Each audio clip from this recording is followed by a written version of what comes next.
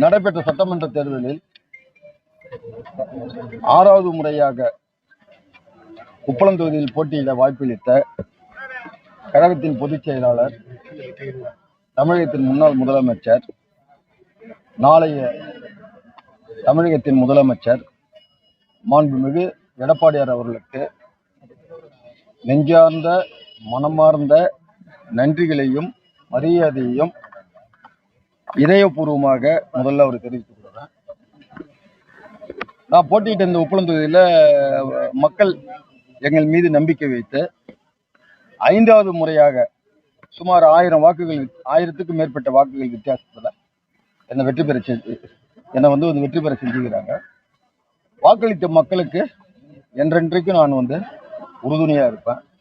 உப்பளம் தொகுதியை பொறுத்தமட்டில் சமுதாயத்தில் மிகப்பெரிய பின்தங்கிய தொகுதி. மீனவர்கள், அட்டவணை இனத்தைச் சேர்ந்தவர்கள், சிறுபான்மை மக்கள், முஸ்லிம், கிறிஸ்துவர்கள், அமைப்புச்சார தொழிலாளர்கள் உள்ள பரந்த தொகுதி. அந்த தொகுதி மக்களுடைய நலனுக்காகவும் அந்த மக்களுடைய வாழ்வாதாரம் தலைச்சிறக்கவும் மனதார உழைப்பேன்.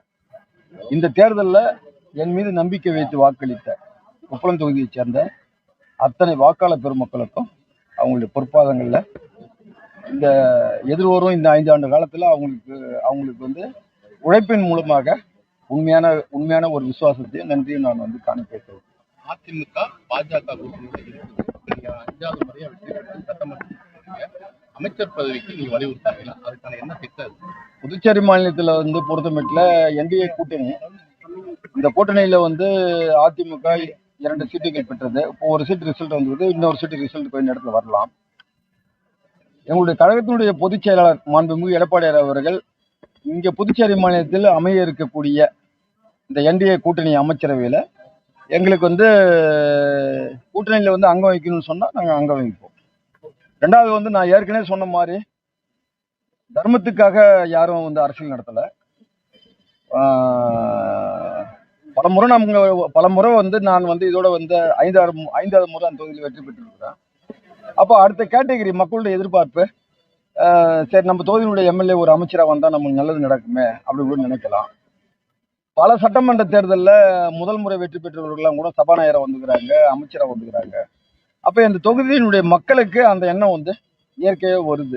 ஏன் அப்படின்னு அந்த மக்களுடைய எண்ணத்தை நிச்சயமாக கழகத்துடைய பொதுச் செயலாளர் அவர்களிடம் வலியுறுத்தி அமைப்போற இந்த